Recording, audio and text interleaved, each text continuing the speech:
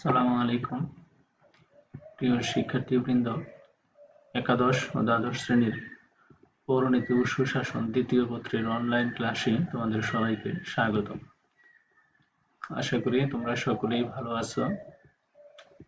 আমাদের আজকের আলোচনার বিষয় 1935 সালের ভারত শাসন আইন। শিখন ফল। আজকের আলোচনা শেষে আমরা 1935 সালের ভারত শাসন আইনের বৈশিষ্ট্য আলোচনা করতে পারব। 1919 সালের ভারত শাসন আইনে বলা হয়েছিল যে 1919 সালের ভারত শাসন আইনে বলা হয়েছিল যে এই আইন প্রবর্তনের 10 বছর পর ভারতের রাজনৈতিক অগ্রগতি পর্যালোচনা করার জন্য একটি বিধিবদ্ধ কমিশন গঠন করা হবে। ভারতবাসীর মনে সৃষ্ট বিক্ষোভ ও হতাশা এবং ক্রমবর্ধমান হিন্দু-মুসলমান বিরোধ লক্ষ্য করে নির্ধারিত সময়ের 2 বছর পূর্বেই অর্থাৎ 1927 সালের নভেম্বর মাসে ভারতের বড়লাট lord Irwin Indian statutory commission গঠনের কথা ঘোষণা করেন। 1919 থেকে 1929 সাল পর্যন্ত 10 বছর, তার 2 বছর আগেই 1927 সালের নভেম্বর মাসে ভারতের বড়লাট ইন্ডিয়ান স্ট্যাটিউটরি কমিশন গঠনের কথা ঘোষণা করেন। এরপর প্রখ্যাত ব্রিটিশ উদারনৈতিক নেতা ও বিশিষ্ট সাংবিধানিক আইন বিশারদ স্যার জন সাইমনের নেতৃত্বে 7 সদস্য বিশিষ্ট কমিশন গঠিত হয়। কমিশনের প্রধান ছিলেন জন সাইমন। তার নামানুসারেই এটি সাইমন কমিশন নামে পরিচিতি অর্জন করে। সাইমন কমিশনের মূল দায়িত্ব ছিল ব্রিটিশ ভারতের শাসন ব্যবস্থার কার্যধারা, শিক্ষার অগ্রগতি, প্রতিনিধিত্বমূলক সংস্থাগুলোর উন্নয়ন এবং দায়িত্বশীল সরকারের নীতি স্থাপন বিষয়ে মতামত প্রদান করা। সাইমন কমিশনে কোনো ভারতীয়কে অন্তর্ভুক্ত না করায় ভারতীয় জনগণ একে অল হোয়াইট কমিশন বা সাদা কমিশন বলে ব্যঙ্গ বিদ্রোহ ও সমালোচনার ঝড় তোলে।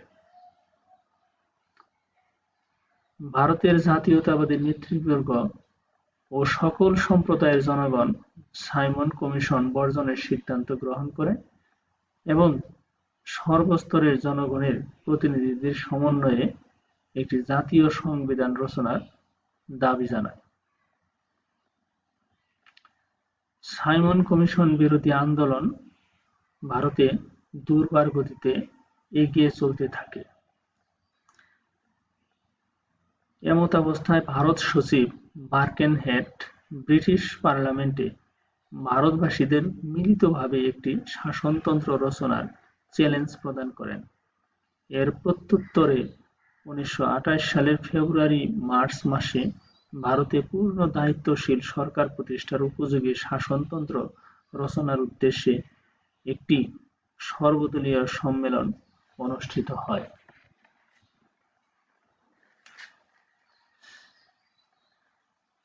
এই সম্মেলনে পূর্ণ দায়িত্বশীল সরকার প্রতিষ্ঠার উপযোগী সংবিধান রচনার উদ্দেশ্যে পণ্ডিত জওহরলাল নেহেরুকে সম্পাদক করে একটি কমিটি গঠিত হয়। 1928 সালের আগস্ট মাসে নেহেরু রিপোর্ট প্রকাশিত হয়। নেহেরু রিপোর্ট প্রকাশিত হলে মুসলমান নেতৃবৃন্দ মর্মাহত হন। তারা মনে করেন নেহেরু রিপোর্ট লখনৌ চুক্তি, বেঙ্গল প্যাক্ট প্রভৃতির সম্পূর্ণ বিরোধী। নেহেরু রিপোর্ট প্রত্যাখ্যান করে 1929 সালে মোহাম্মদ আলী জিন্নাহ মুসলিম লীগের পক্ষ থেকে 14 দফা দাবি সম্বলিত একটি দাবি পেশ করেন। ফলে ভারতবর্ষে শাসনতান্ত্রিক সংকট ও অচলাবস্থা আরো ঘনীভূত হয়। এই অচলাবস্থা দূর করার জন্য ব্রিটিশ সরকার পরপর 3টি গোলটেবিল বৈঠকের ব্যবস্থা করে ভারতবাসীদের মনোভাব জানার চেষ্টা করে। গোলটেবিল বৈঠকসমূহের প্রস্তাবাবলী একটি শ্বেতপত্রে হোয়াইট পেপারে প্রকাশিত হয়। এই শ্বেতপত্রটি ব্রিটিশ পার্লামেন্টের যুক্ত কমিটি দ্বারা পরীক্ষিত ও সংশোধিত হয়ে 1934 সালের 22 নভেম্বর এটি রিপোর্ট আকারে পেশ করা হয়। এই রিপোর্টের উপর ভিত্তি করেই 1935 সালের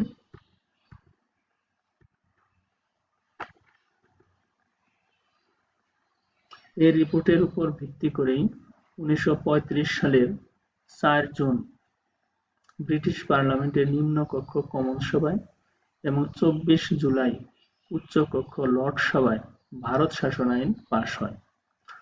1935 সালের 2রা আগস্ট তা রাজকীয় সম্মতি লাভ করে। এটি 1935 সালের ভারত শাসন আইন নামে পরিচিত।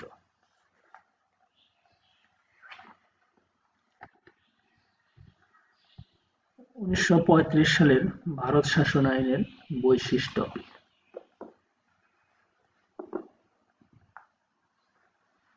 1935 সালের ভারত শাসন আইনে সর্বভারতীয় যুক্তরাষ্ট্র গঠনের পরিকল্পনা করা হয়। এই আইনে ব্রিটিশ ভারতের 11টি প্রদেশ ও যুক্তরাষ্ট্রে যোগদানিচ্ছুক দেশীয় রাজ্যগুলো নিয়ে একটি সর্বভারতীয় যুক্তরাষ্ট্র গঠনের প্রস্তাব বা পরিকল্পনা করা হয়। তৎকালীন সময়ে ভারতে যে 11টি প্রদেশ ছিল এবং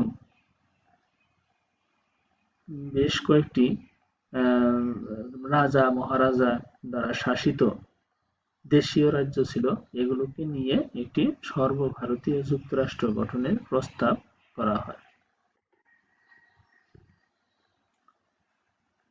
সরকারি বিভাগ, বিষয় বিভাগ বা ক্ষমতা বন্টন নীতি।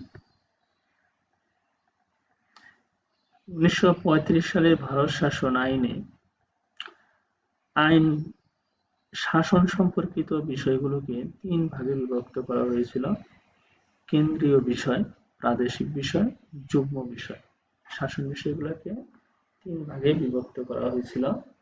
কেন্দ্রের জন্য ছিল কেন্দ্রীয় বিষয় 59টি, প্রাদেশিক বিষয় ছিল 54টি, আর ছিল যুগ্ম বিষয় ছিল 36টি। অর্থাৎ কেন্দ্র 59টি বিষয় শাসন করবে, প্রদেশ 54টি বিষয়ে শাসন কাজ পরিচালনা করবে, আর যুগ্ম বিষয় 36টা, যেগুলো কেন্দ্র প্রদেশ উভয়ের হাতে ছিল।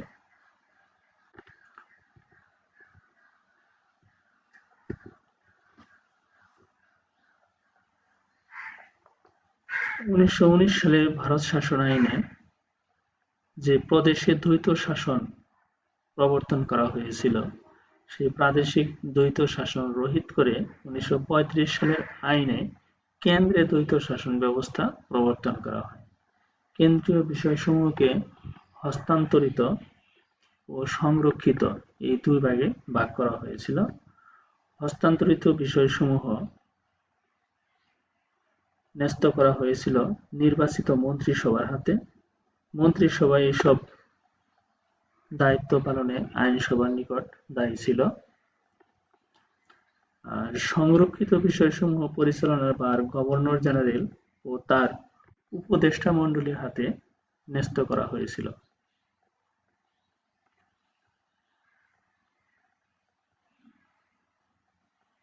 সংরক্ষিত বিষয়সমূহ পরিচালনার ভার গভর্নর জেনারেল ও তার উপদেষ্টা মণ্ডলীর হাতে ন্যস্ত করা হয়েছিল। উপদেষ্টা মণ্ডলীর সদস্যগণ আইনসভার নিকট দায়ী ছিলেন না।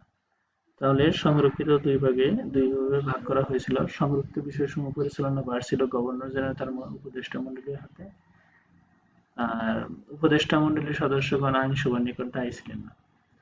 তো হস্তান্তরিত বিষয়সমূহ নির্বাচিত মন্ত্রিসভার হাতে ন্যস্ত করা হয়েছিল, আর মন্ত্রিসভা এসব দায়িত্ব পালনে আইনসভার নিকট দায়ী ছিল। 1935 সালে ভারতে প্রদেশসমূহে দ্বৈত শাসন রহিত করে স্বায়ত্তশাসন ও দায়িত্বশীল সরকার গঠনের কথা ঘোষণা করা হয়েছিল।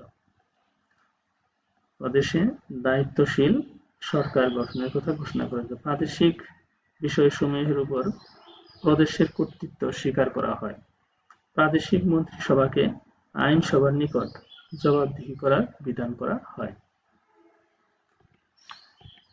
যুক্তরাষ্ট্রীয় আদালত গঠন। এই আইনে একজন প্রধান বিচারপতি ও অন্য দুজন বিচারক নিয়ে একটি যুক্তরাষ্ট্রীয় আদালত গঠিত হয়। এই আদালতের হাতে সংবিধানকে ব্যাখ্যা করার ক্ষমতা ন্যস্ত করা হয়। এক্ষেত্রে ব্রিটিশ প্রিভি কাউন্সিলই সর্বোচ্চ আদালত হিসেবে কাজ করত, অর্থাৎ সর্বোচ্চ আদালত ছিল British privy council. Governor general ও গভর্নরদের বিশেষ ক্ষমতা। 1935 সালের ভারত শাসন আইনে গভর্নর ও গভর্নর জেনারেল বিশেষ ক্ষমতা ছিল, তাদের প্রভূত ক্ষমতার অধিকারী ছিলেন তারা। গভর্নর জেনারেল ও প্রাদেশিক গভর্নরগণ নিয়মতান্ত্রিক প্রধান ছিলেন না। তারা মন্ত্রিসভার উপদেশ উপেক্ষা করতে পারতেন। গভর্নর জেনারেল ও গভর্নরগণের হাতে বিশেষ ক্ষমতা, স্বেচ্ছাধীন ক্ষমতা এবং ব্যক্তিগত বিচার বুদ্ধিমূলক ক্ষমতা অর্পণ করা হয়। গভর্নর জেনারেল অধ্যাদেশ জারি করতে পারতেন এবং কেন্দ্রীয় ও প্রাদেশিক আইনসভা প্রণীত আইনে ভেটো প্রয়োগ করার ক্ষমতা তাদের ছিল। অর্থাৎ যদিও সেখানে নির্বাচিত আইনসভা ছিল এবং মন্ত্রিপরিষদ ছিল, কিন্তু গভর্নর আর গভর্নর জেনারেল, গভর্নর প্রদেশের ক্ষেত্রে, গভর্নর জেনারেল কেন্দ্রের ক্ষেত্রে তারা বিভিন্ন নামে, যেমন বিশেষ ক্ষমতা, স্বেচ্ছাধীন ক্ষমতা, ব্যক্তিগত বিচার বুদ্ধিমূলক ক্ষমতা, এগুলো প্রয়োগ করতেন। গভর্নর জেনারেল অধ্যাদেশ জারি করতে পারতেন। আবার তিনি কেন্দ্রীয় প্রাদেশিক আইনসভা কর্তৃক প্রণীত আইনের বিরুদ্ধে ভেটো প্রয়োগ করতে পারতেন। এতে করে প্রাদেশিক স্বায়ত্তশাসন একটু অথর্ব স্বায়ত্তশাসনে পরিণত হয়েছিল। আর প্রাদেশিক কেন্দ্রীয় যে আইনসভা ছিল বা মন্ত্রিপরিষদ ছিল, তারাও মূলত এটা খোঁড়া মন্ত্রিপরিষদে পরিণত হয়েছিল। দ্বিকক্ষ বিশিষ্ট আইনসভা। এই আইনে কেন্দ্রে দ্বিকক্ষ বিশিষ্ট আইনসভার ব্যবস্থা করা হয়। উচ্চ কক্ষের নামকরণ করা হয়েছিল রাষ্ট্রীয় সভা এবং নিম্ন কক্ষের নামকরণ করা হয়েছিল ব্যবস্থাপক সভা।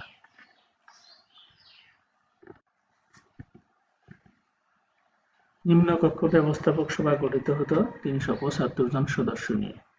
সদস্যদের মধ্যে ছিল দেশীয় রাজাদের দ্বারা মনোনীত 125 জন, বণিক ও শিল্প সংস্থার প্রতিনিধি 3 জন, শ্রম সংস্থার প্রতিনিধি 1 জন, প্রাদেশিক আইনসভার মাধ্যমে পরোক্ষভাবে নির্বাচিত 246 জন।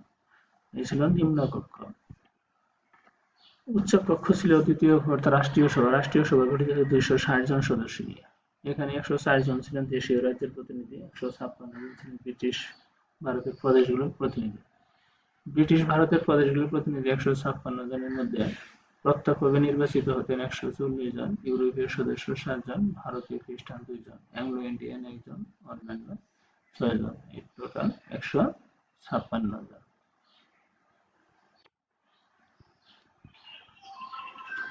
নতুন প্রদেশ গঠন। 1935 সালে ভারত শাসন আইনে সিন্ধু ও উড়িষ্যা নামে দুটি নতুন প্রদেশ সৃষ্টি করা হয়। এই আইন দ্বারা বার্মার পৃথকীকরণ, বার্মাকে ভারতবর্ষ থেকে পৃথক করা হয়। পূর্বে বার্মা ভারতের সাথে একীভূত অবস্থায় ছিল। প্রতিনিধি ব্যবস্থার বিন্যাস। পৃথক 1935 সালে ভারত শাসন আইনে পৃথক নির্বাচন ব্যবস্থা চালু করা হয়। কেন্দ্রীয় আইনসভার 1/3 আসন মুসলমানদের জন্য সংরক্ষণ করা হয়। এই আইনের সাধারণ আসনগুলোতে তফসিলভুক্ত নিম্নবর্ণের হিন্দুদের জন্য কিছু সংখ্যক আসন সংরক্ষিত করা হয়। শাসন বিভাগের প্রাধান্য প্রতিষ্ঠিত হয় 1935 সালে ভারত শাসন আইনের দ্বারা, এবং এই আইন সংশোধনের ক্ষমতা প্রদান করা হয় ব্রিটিশ পার্লামেন্টের হাতে। সংশোধন, পরিমার্জনের ক্ষমতা। স্পিকার ও ডেপুটি স্পিকার নির্বাচনের ব্যবস্থা করা হয় এই 1935 সালে ভারত শাসন আইনের মাধ্যমে। প্রিয় শিক্ষার্থীবৃন্দ, আমাদের আলোচনা আজকের মতো এখানেই শেষ। পরবর্তীতে তোমাদের সাথে অন্য একটি বিষয়ে সাক্ষাৎ হবে। তোমাদের সবাই ভালো থেকো।